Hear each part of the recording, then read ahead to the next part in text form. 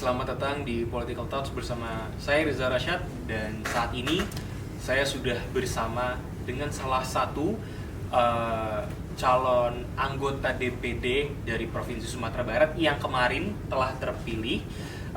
Namun dengan adanya keputusan dari Mahkamah Konstitusi, ada beberapa regulasi yang mengharuskan untuk melakukan pemungutan suara ulang. Telah bersama saya Ustadz Jel. Selamat siang Ustadz.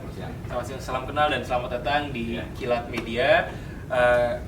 Langsung saja nih ke permasalahan dan berita yang memang di Sumatera Barat sendiri ini sangat dibicarakan ya, tentang pemungutan suara ulang terutama di DPD RI. Nah, sebelumnya Ustadz Jel sendiri ini maju sebagai calon anggota DPD RI ini berdasarkan memang saya ingin mengabdi di Kota Padang, atau memang ada motivasi-motivasi sendiri dari Ustadz Jel ini untuk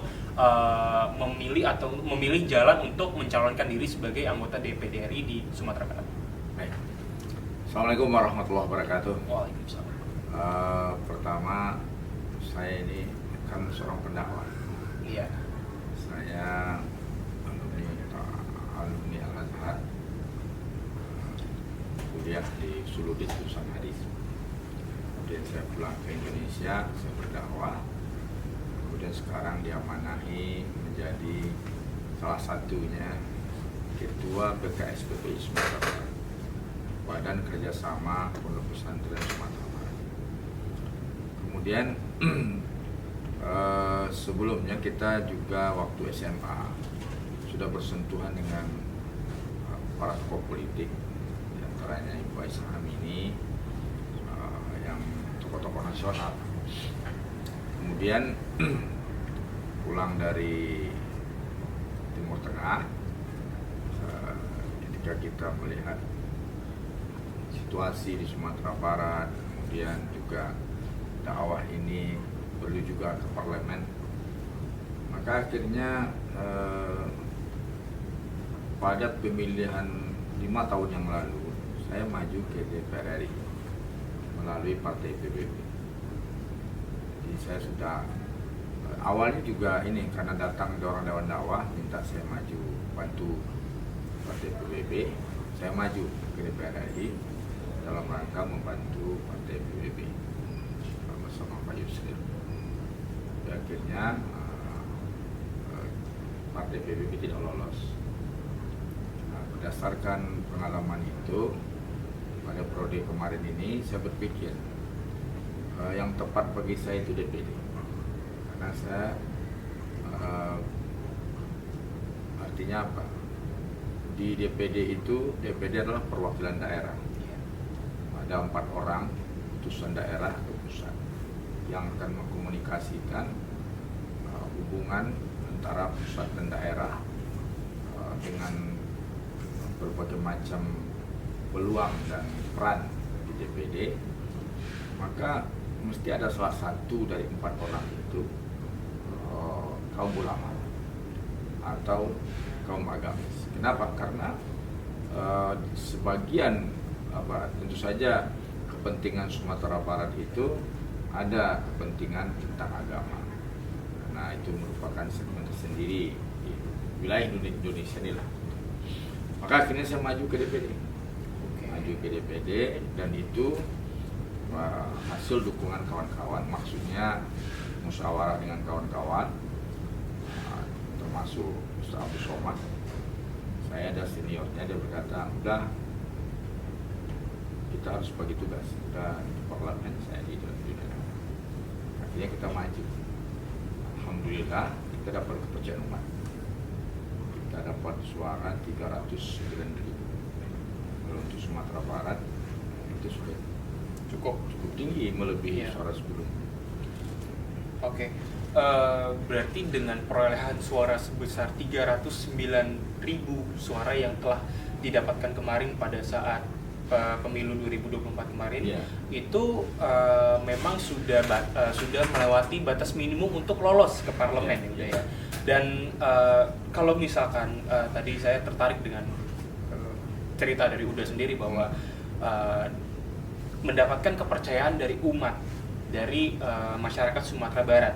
Apakah memang dari Sumatera Barat sendiri ini itu banyak mencalonkan calon-calon yang lain, sehingga ini karena beberapa berita yang saya baca juga, itu memang para masyarakat ini banyak juga yang menolak untuk pemungutan suara ulang, dikarenakan anggarannya ini yang dikeluarkan sebanyak 250 miliar. Itu bukan uang yang sedikit untuk pemungutan suara ulang, itu sangat banyak. Nah, sepenting apa, bukan sepenting, permasalahan ini tuh kenapa bisa sampai ke Mahkamah Konstitusi, sampai bisa ada pemungutan suara ulang? Apakah ada kecurangan atau ada masalah-masalah yang lain yang mungkin Ustadz bisa ceritakan? Ya, jadi peserta di awal dulu tuh 35 orang. 35 orang? Dia dari yang lulus verifikasi itu 15 orang. Ada seorang mantan narapidana korupsi yang menurut KPU masa jeda 5 tahunnya belum cukup. Nah, akhirnya dia petun, dia sempat DCS, dia tidak bisa DCT. Petunnya keluar itu sudah mendekati sudah hampir habis tahapan, sudah mau mendekati pemilihan. Akhirnya dia menang petun. Setelah berlangsung pemilihan, dia menggugat ke MK dengan modal petun itu. Jadi dalam proses di MK itu beliau menang.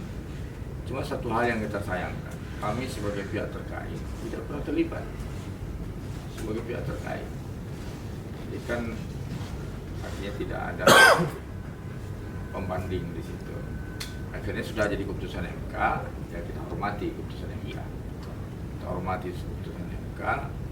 Cuman kan kita sayangkan juga dengan dana 250 miliar itu hanya ya kalau kita sebut untuk 4 orang anggota DPD sudah ada orangnya. Iya betul. Sudah ada nih orang yang terpilih jelas. Berarti ini kan untuk 1 orang. 250 miliar. Nah, itu Allah alam. Jadi itulah kejadiannya. Namun ya ditambah lagi rumit ya, terjadi pergeseran nomor urut. Sementara MK memutuskan tidak ada kampanye. Yang membingungkan lagi di MK itu ada urutan MK itu dia nomor 16. Tapi ketika diputuskan lagi KPU ini nomor 7, dia artinya keberadaan nomor 7 itu menggeser. Dulu saya nomor 7. Saya nomor 7 dulu. Dari dulu awalnya saya nomor 8, dia nomor 7. Dia gugur jadi nomor 7. Sekarang dia kembali ke nomor 7, saya nomor 8. Nah, itu pun sebenarnya, namun kita ini nggak bisa mempermasalahkan karena waktunya kasih. Tanggal 13 Juli besok. Ya, sudah PSU lagi. PSU lagi. Oke, berarti memang 250 miliar ini mungkin banyak masyarakat Sumatera Barat ini nggak setuju karena memang hanya untuk 1 orang ini dan Ustadz dari pihak terkait tidak dilibatkan. Seperti itu. Iya. Tapi kita hormati. Ya, betul. Apapun kejadian itu mungkin sekarang sudah ketok palu di Mahkamah Konstitusi. Kita sudah tidak bisa ajukan apapun lagi karena kita sudah menghormati. Tapi kalau misalkan kita tarik ulur lagi, saya menarik dari perkataan Ustadz bahwa 309.000 itu bukan suara yang sedikit untuk mendapatkan suara itu. Di saat masa kampanye kemarin tuh apa salah satu trik atau apa salah satu daya tarik dari Ustadz kepada para masyarakat supaya masyarakat ini memilih Ustadz lagi? Kemarin ini menggunakan metode kampanye seperti apa, dan yang akan mendatang ini apakah Ustadz akan menggunakan metode kampanye yang sama atau seperti apa nih Ustadz?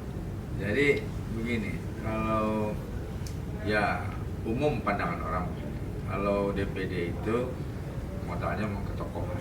Oke.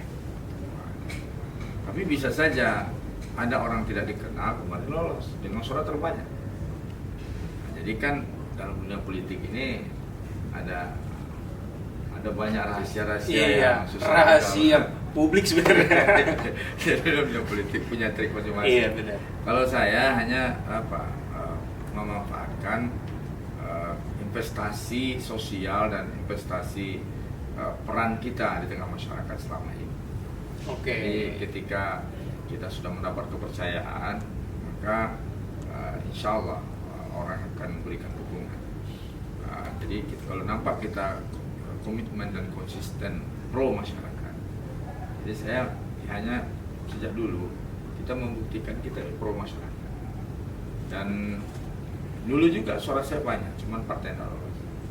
Jadi alhamdulillah dengan sosialisasi seperti itu, kita termasuk yang biayanya tidak sebanyak orang lain. Ya, alhamdulillah kita mendapat suara yang di luar dugaan, ketika itu 309.000. Nah sekarang ini problemnya semua orang hari ini peserta itu, termasuk mantan terpilih, itu agak panik. Oke. Kenapa? Dahulu ada trik orang memakai media euforia bersama.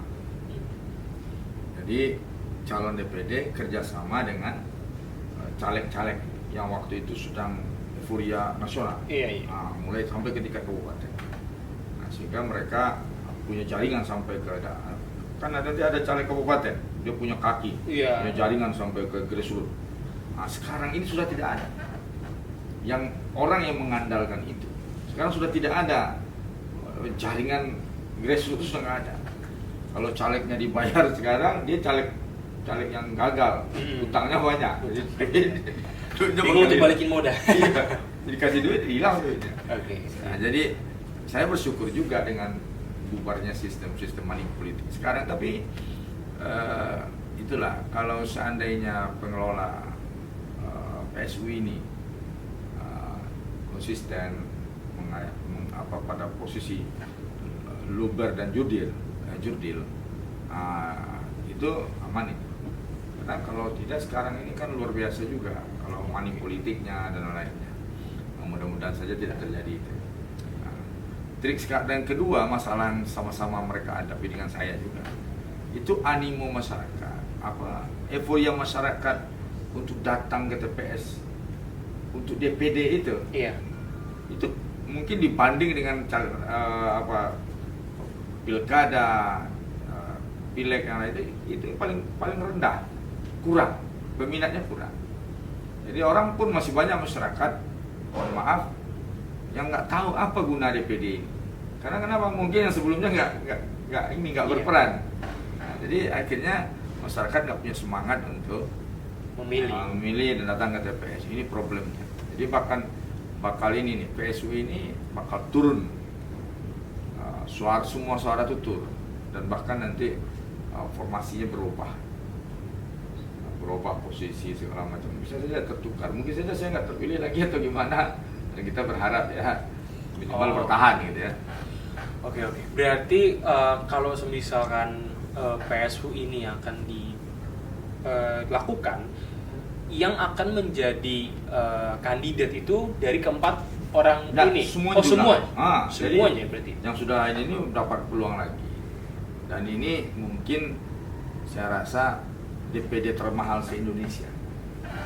DPD termahal se-Indonesia ada di Sumatera Karena Barat. biayanya dua kali lipat. Jadi ini bisa saja kita jadikan masyarakat kita seru bersemangat ke TPS. Karena ini DPD termahal se-Indonesia. Betul. Biayanya 2 kali. Dan PSU aja 250 miliar. Kan luar biasa ya. Oke.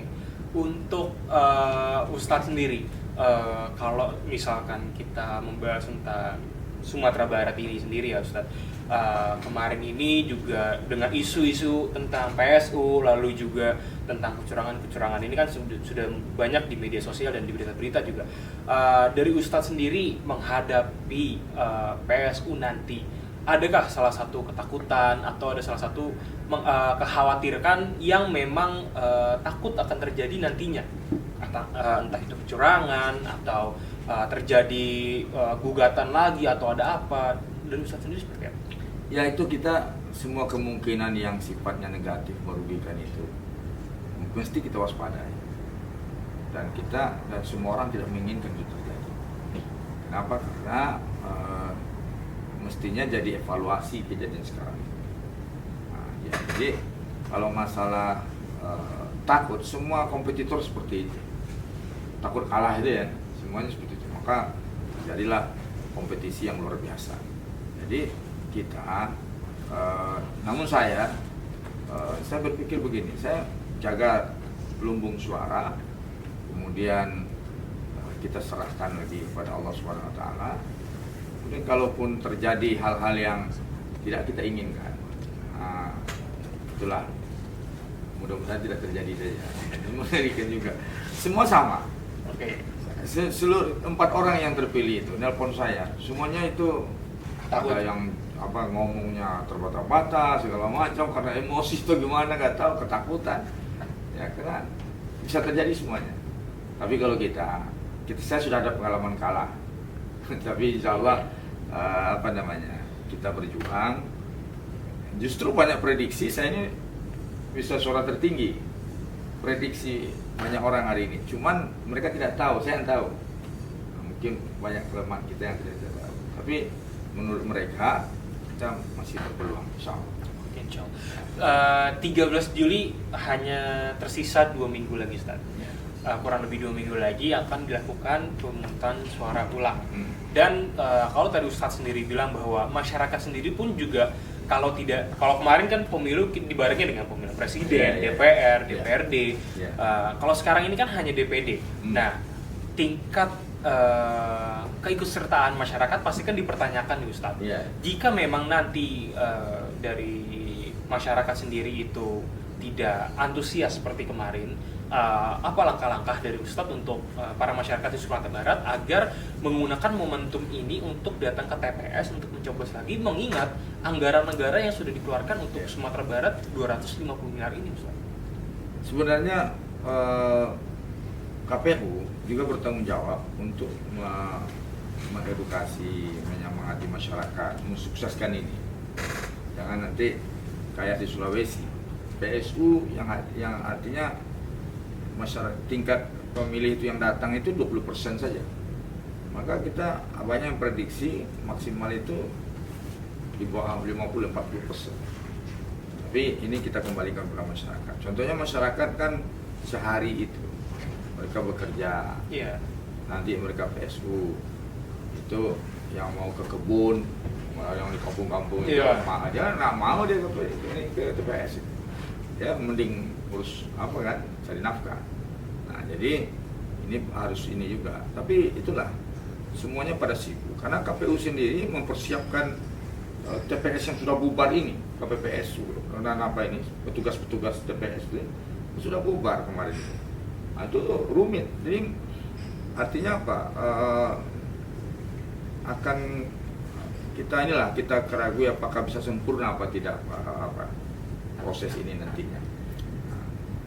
Namun kita punya trik masing-masing. Betul. Setiap orang punya trik. Betul. Ya. Setiap calon pasti sudah punya strateginya masing-masing nih untuk menghadapi PSU sendiri. Mungkin Ustadz sendiri juga sebelum adanya PSU ini dengan tim juga sudah memikirkan worst case-nya yang akan terjadi seperti apa gitu ya. Tapi setidaknya ada satu poin. Apa itu, Ustadz? Mantan pemenang itu artinya sudah dianggap lulus satu tahap seleksi. Jadi ketika yang kalah kemarin itu di bawah 8 besar, itu masyarakat kan tahu kalau memilih sebulan ini nggak bakal ini. Jadi orang tentu saja memilih yang mungkin menang. Nanti semangatnya ke sana. Nah, jadi kita kan sudah terpilih kemarin 4 orang. Jadi akan bertambah juga dukungan dari artinya sama dengan istilah orang di Minang itu, bahasa Minangnya mambek tuah kanan manang. Mambek tuah kanan manang itu mengambil pelajaran, mengambil ibrah, memberikan dukungan pro yang menang kepada yang menang. Kepada yang menang. Ngapain dia dukung yang kalah gitu itu maksudnya. Jadi tapi ini sebuah peribahasa, tapi itu kan peribahasa itu diambil dari sebuah sikap. Oke Ustadz. Kalau ngomongin tentang PSU ini sendiri gitu tadi sudah dijelaskan bahwa dananya 250 miliar dan Ustadz sendiri juga sudah siap menghadapi PSU tanggal 13 Juli nanti. Kalau mungkin dari Ustadz sendiri ada nggak ajakan untuk para masyarakat Sumatera Barat khususnya untuk datang, untuk aktif dan jangan lupa untuk memilih Ustadz gitu. Mungkin ada nggak ajakan kepada di sana? Iya. Rumitnya kan gitu, nggak boleh kampanye. Oh, nggak boleh kampanye Ustadz? Ya, waktu singkat, singkat. perubahan nomor terjadi, kampanye nggak boleh. Nah, jadi ini kan rumit ini. Saya lihat ada sebagian yang nekat juga. Incumbent memasang baliho dengan lengkap, nomornya dan namanya seperti biasa kampanye. Tapi ya saya ini karena mungkin saking paniknya. Oh iya. Saking paniknya menghadapi ini, karena nggak mungkin nggak ada kampanye. Masyarakat nggak tertarik loh, kampanye nggak ada. Jadi gimana solusinya? Mereka pada panik. Nah kalau saya ya kita dapat dukungan dari medsos kawan-kawan itu aja. Saya tidak kampanye, ya kita berharap kita tidak mengkampanyekan, tapi kita berharap gitu kan. Betul. Menggunakan fasilitas yang ada sekarang, Iya. Digitalisasi Alhamdulillah sosmed. kawan-kawan ada yang bergerak. Baru saja veteran, organisasi veteran, nelpon saya, nunggu saya pulang. Itu, jadi artinya yang dulu tidak mendukung kita, sekarang dukung kita. Ada komunitas-komunitas baru, setidaknya tadi itu sudah 5 komunitas baru yang skalanya Sumatera Barat. Itu nelpon, kapan usah pulang, kita ini kan, kita ketemu, kita berikan dukungan. Alhamdulillah, yang artinya apa? Ada rahmat di balik PSU. Justru dari kejadian pemungutan suara ulang ini Ya. ada beberapa hikmahnya ya. Iya, ada hikmahnya. Oke Konco Kilat, begitulah interview saya bersama Ustadz Jail. Ini adalah salah satu calon anggota DPD yang nantinya akan mempertaruhkan lagi namanya di pemungutan suara ulang pada tanggal 13 Juli di Provinsi Sumatera Barat. Setelah tadi mendengarkan penjelasan dari Ustadz Jail sendiri bahwa beberapa poin-poinnya mungkin dari para masyarakat yang ada di Sumatera Barat bisa mengambil beberapa poin-poin penting dari Ustadz Jail sendiri, bahwa mari kita gunakan hak suara kita sendiri, jangan sampai kita tidak menggunakan hak suara merugikan uang yang telah dikeluarkan oleh negara sendiri. Seperti kata Ustadz Jail, DPD termahal ada di Sumatera Barat sebesar 250 miliar. Jadi ayo sanak dusana yang ada di Sumatera Barat, mari kita datang ke TPS tanggal 13 Juli, pilihlah sesuai dengan hati nurani kalian. Semoga dengan adanya pemungutan suara ulang ini, masyarakat Sumatera Barat, pemerintah Sumatera Barat akan lebih baik ke depannya. Saya Reza Rasyad bersama Ustadz Jail, pamit undur diri. Wassalamualaikum warahmatullahi wabarakatuh.